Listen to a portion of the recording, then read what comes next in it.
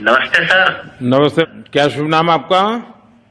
शबा अहमद बोल रहा हूँ sir, Navayuga engineering company limited से सर। देखिए, मैं मेरा टेलीफोन जो है उस स्पीकर पे रखा है ताकि मेरे साथ जो लोग बैठे हैं वे भी आपकी बातें सुनना चाहेंगे।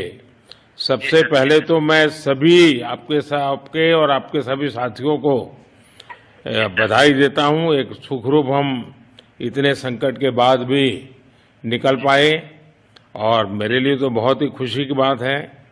मैं शब्दों में वर्णन भी नहीं कर सकता हूं, वरना कुछ भी बुरा हो जाता तो शायद मन को इतनी कैसे संभाल पाते कहना कठिन था।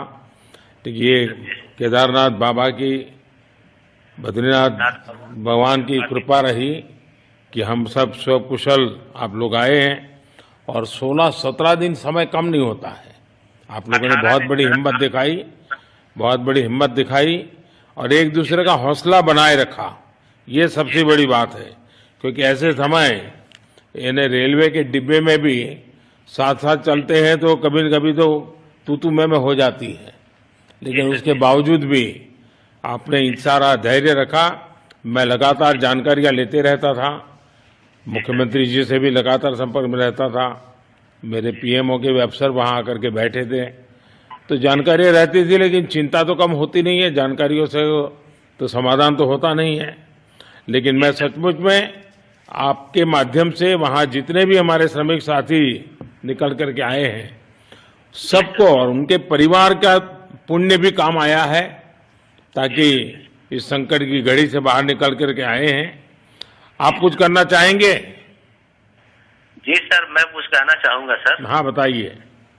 मैं कह रहा हूँ कि सर हम लोग आज का दिन लेके सर 18 दिन तक टनल में हम लोग सब फंसा था सर, लेकिन हम लोग को एक दिन भी कुछ ऐसा एहसास नहीं हुआ कि हम लोगों को कुछ ऐसी कमजोरी हो रही है या कुछ ऐसा घबराहट हो रहा है।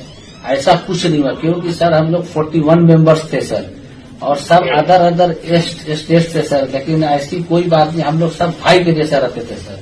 किसी को भी कुछ हो तो हम लोग एक साथ रहते थे, कुछ भी प्रॉब्लम होने से कोई दिक्कत नहीं था।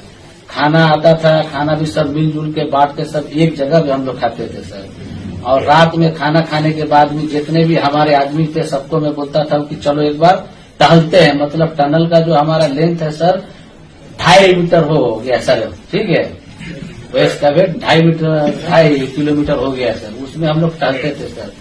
और मॉर्निंग का जब समय होता था तो हम अपने बंधुओं से बोलते थे कि देखिए हम लोग खा रहे हैं, पी रहे हैं और तो हम लोग को कुछ काम है नहीं अंदर में, तो थोड़ा योगा वगैरह ये सब मॉर्निंग वॉक थोड़ा करते हैं अंदर ही में। बाहर में तो जाने का कोई ऐसा है चीज है नहीं, तो अंदर में हम लोग अपना घूमते टहलते थे।